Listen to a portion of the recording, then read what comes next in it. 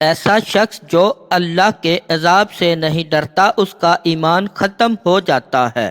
جو آدمی اللہ تعالیٰ پر ایمان لاتا ہے پھر وہ اس کے عذاب سے مامون ہو جاتا ہے۔ جو آدمی آخرت کا یقین رکھتا ہے وہ دنیا کی حرص نہیں کرتا۔ برا ایمان وہ ہوتا ہے جس میں شک کی مداخلت ہو۔ اصل ایمان یہ ہے کہ انسان کو جب اللہ تعالیٰ کی نافرمانی کا خیال آئے تو اللہ تعالیٰ سے حیا کرے اور اس سے شرمائے۔ ایمان کی بنیاد صدق اور ایمانت پر ہے۔ جو آدمی اپنے ایمان کو کامل کرنا چاہتا ہے تو اسے چاہیے کہ وہ جس کسی سے دوستی یا دشمنی رکھے تو محض اللہ تعالیٰ کے لیے رکھے، اور اگر کسی سے خوش یا ناخوش ہو تو صرف اللہ تعالیٰ کے لیے ہو۔ اخلاص ایمان کا اعلیٰ درجہ ہے اور اخلاص پر ہی عبادت کا دار و مدار ہے۔ ایمان سے نیک کاموں کا پتہ چلتا ہے۔ ایمان کا مدار ایمانداری پر ہے۔ کشادہ روی سے پیش آنا بھی ایک نیکی ہے۔ بہت سے عابد ایسے ہیں جن کے دین اور ایمان کا کوئی ٹھکانہ نہیں۔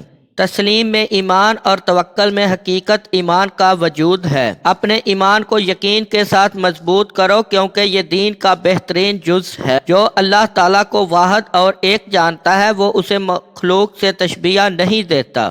اللہ تعالیٰ پر ایمان رکھ اور اس کے احکام دل و جان سے مان تاکہ آخرت سلامت رہے، اور لوگوں سے صلح رکھ تاکہ دنیا برباد نہ ہو۔